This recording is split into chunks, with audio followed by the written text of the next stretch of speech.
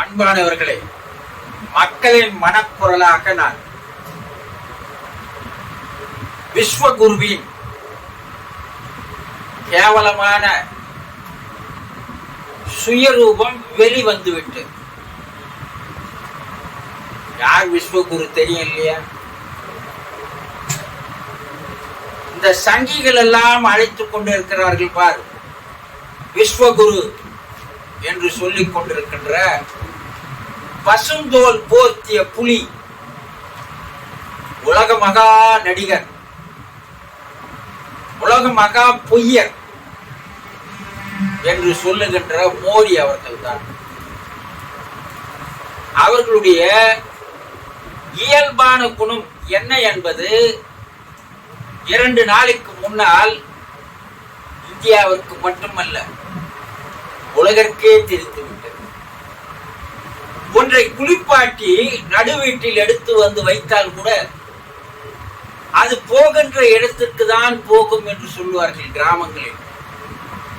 அதுபோல அவரை உச்ச பதவியில் எடுத்து வந்து அமர்த்தி இருந்தால் கூட அவருடைய கீழான அசிங்கமான, அநாகரிகமான, அக்கிரமான அந்த குணம் இருக்கிறது பார், அது வெளியே வந்துவிட்டது. என்ன, 3 முறை முதலமைச்சர், 2 முறை பிரதம மந்திரி, 25 ஆண்டு கால அரசியல் அனுபவம்.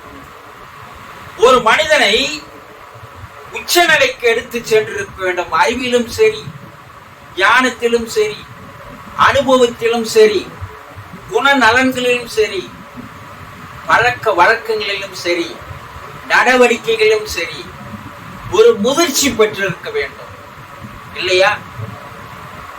ஆனால் 25 ஆண்டு காலம் அரசியல் அனுபவம் என்பது அரசியல் சூன்யமாக தான் இருக்கிறது என்பதை அவருடைய 2 நாளைக்கு முன்னாடி அவர் பேசிய பேச்சு மக்கள் எல்லோருக்கும் அவர் எப்படிப்பட்டவர் என்பதை காட்டி கொடுத்திருக்கிறார்.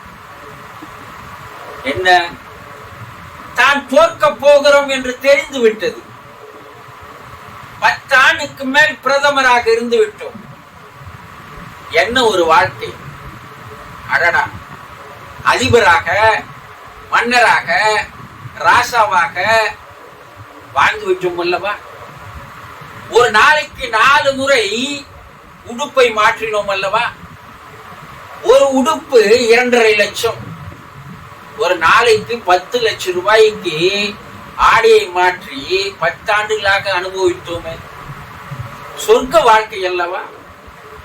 நமக்கென்று ஒரு விமானத்தை வாங்கி கொண்டு 200 நாடுகளுக்கு மேல் சுற்றி வந்து விட்டோம் அல்லவா? உலகம் சுற்றும் வாலிபனாக. அந்த வாழ்க்கையெல்லாம் பறிபோக போகிறதே. அந்த வாழ்க்கை இல்லை என்றால் நம்மால் வாழ முடியுமா? ஐயோகோ! அந்த ஏமாற்றத்தின் காரணமாக, விரக்தியின் காரணமாக அவர் வாயிலிருந்து வருகின்ற வார்த்தைகளை எல்லாம் நான் தான் இப்படிப்பட்டவன் தான் என்பதை காட்டி கொடுக்கிறார். அவர் தோற்று போவது நிச்சயம் என்று தெரிந்தவுடன் எது பேசுகிறோம், என்ன பேசுகிறோம் என்று தெரியாமலேயே பேசுகிறார். அவர் கேரளாவுக்கு சென்று பேசும்பொழுது என்னை தோற்கடிக்க உலக மகா சக்திகள் எல்லாம் ஒன்று சேர்ந்து சூழ்ச்சி செய்கின்றன என்றார். இவரை தோற்கடிப்பதற்கு இவர் 10 ஆண்டுகள் செய்த செயலே அவரை தோற்கடிக்க போகிறது. அதற்கு உலக மக்கள் எல்லாம் ஏன் வர வேண்டும்? மாபெரும் தலைவர்கள் ஏற்பட வேண்டும். விதை விதைத்தவன் விதையை அறுத்துத்தானே ஆக வேண்டும். கர்மா விடாதல்லவா? அதே நேரத்தில் ராஜஸ்தான்ல போய் பேசுறாரு. என்ன பேசுறாருன்னா, காங்கிரஸ் ஆட்சிக்கு வந்தால் பெண்களே உங்களிடம் இருக்கின்ற தாலி நாணை எல்லாம் அறுத்து இஸ்லாமியர்களுக்கு தந்து விடுவார்கள் என்று கேவலமான முறையில் பேசுகிறார். இந்த 10 ஆண்டுகள்ல இவர் அறுத்து போன தாலி நாணைகளை எவ்வளவு தெரியுமா? கணக்கில் அடங்காது. இவர் செய்த செயலையே அவர்கள் செய்வார்கள் என்று சொல்கிறார். எவ்வளவு கேவலமான புத்தி, அகோரமான புத்தி, அசிங்கமான புத்தி. தாலி அறுப்பது என்பது பத்தாண்டுகளாக இவர்களுடைய செயலாக தானே இருந்து வருகிறது. ஒவ்வொரு குடும்பத்திற்கிலிருந்தும் மாதந்தோறும் 2500 என்று கணக்கு போட்டு புடுங்கி இந்த 10 ஆண்டுகளில் ஒவ்வொரு குடும்பத்திற்கும் 2.5 லட்சம் என புடுங்கி இந்தியாவில் இருக்கின்ற மொத்த குடும்பத்தில் இருப்பவர்களிடமிருந்து 2.5 லட்சம்னா கணக்கு போடுங்க. எத்தனை லட்சம் கோடி வாங்கி 2 பேருக்கு தந்திருக்கிறாரே. 10 வருடத்திற்கு முன்னால் அதானி இருந்த இடம் என்ன, இப்போது இருக்கின்ற இடம் என்ன? யோசனை செய்து பார்க்க வேண்டும் அல்லவா மக்கள்?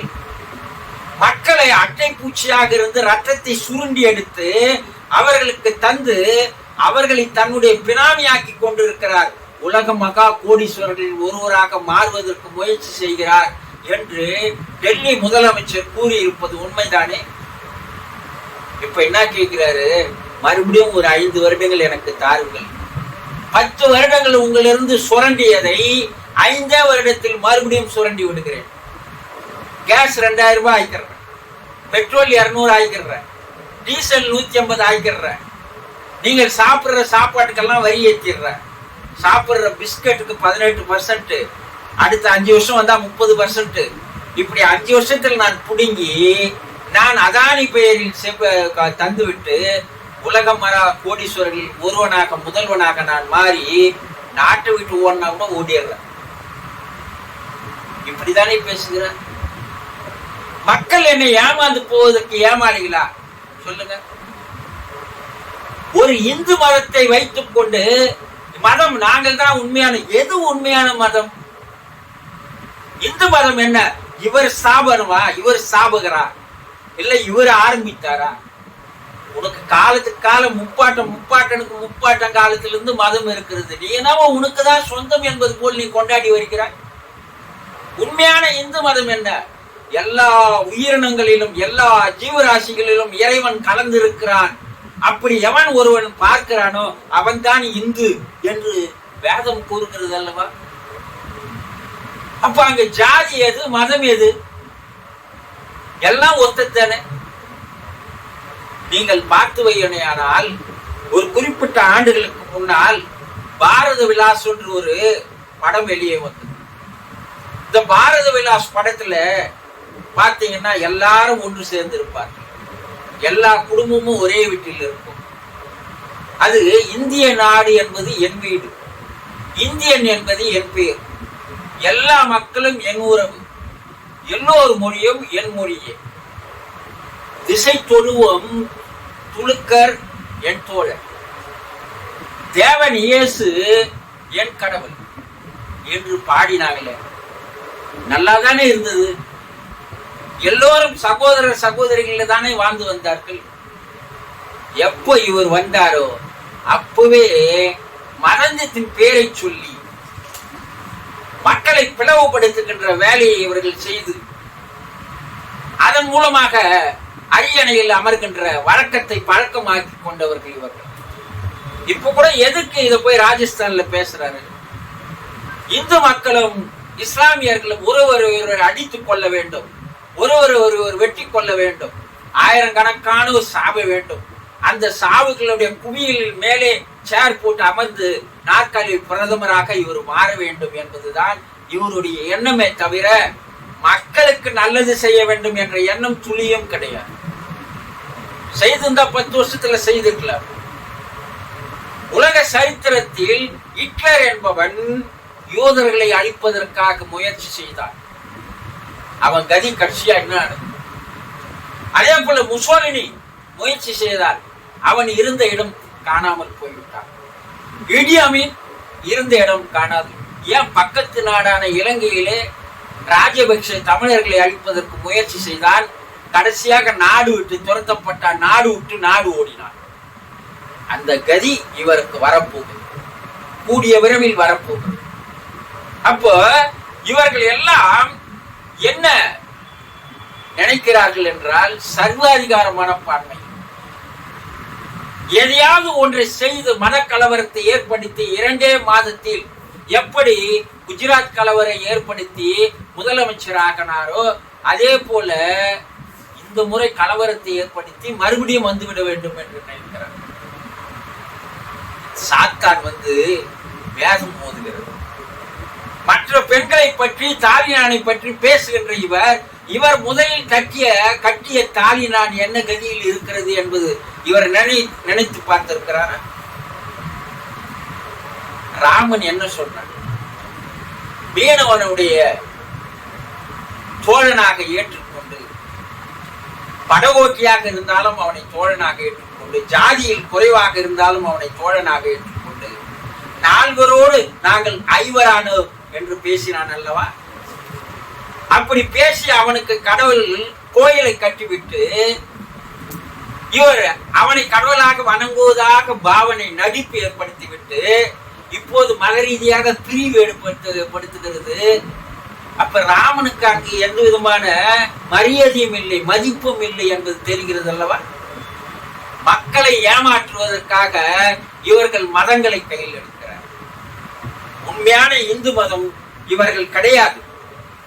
இவர்கள் மதத்தின் பெயரை வைத்துக் கொண்டு இவர்கள் ஆடுகின்ற ஆற்றங்களுக்கு மதங்களை பயன்படுத்துகிறார்கள். உண்மையான இந்து எவரையும் பிரித்து பார்க்க மாட்டான், அனைவரையும் அரவணைப்பார். மக்களிடையே நாம் இப்போது ஏற்படுத்த வேண்டிய ஒரு விழிப்புணர்வு என்னவென்றால், போலி இந்துக்கள் யார்? இவர்கள் தான். மனச்சாயம் பூசிக்கொண்டு பசுந்தோல் போர்த்திய புலியாக வெளியே வருகிறார்கள். அதை முதலில் உடைத்தெரிக்க வேண்டும். இவருக்கு காலம் நெருங்கி வந்து கொண்டிருக்கிறது.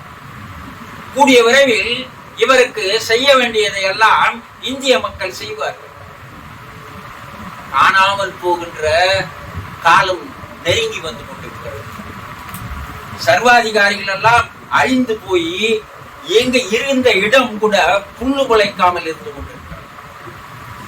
இதையெல்லாம் வைத்துக் கொண்டு எதை பேச வேண்டும், எதை பேசக்கூடாது என்பது வந்தேரிகள் இஸ்லாமியர்கள் என்று சொல்கிறார். இஸ்லாமியர்களை சகோதரர்களாக தான். இஸ்லாமியர்கள் இல்லை என்றால் சுதந்திர போராட்டத்தில் வெற்றி பெற்றிருக்க முடியாது. அவர்கள் விரும்பி இந்த நாட்டில் இருக்கிறார்கள், பல தலைமுறையாக இருக்கிறார்கள். அனைத்து மதத்தினுடைய ரத்தம் ஒன்றுதான், ஒரே நிறம்தான்.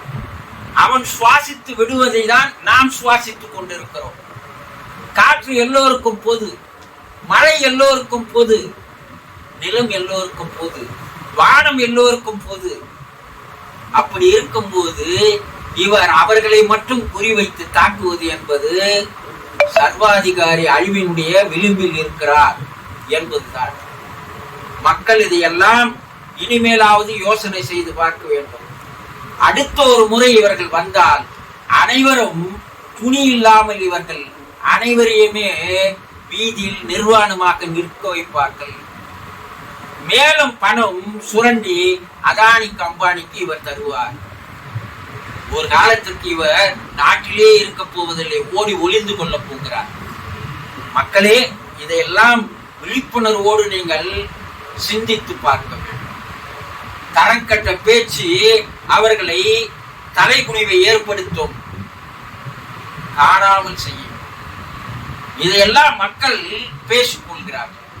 மக்களின் மனக்குரலாக நான் வணக்கம்.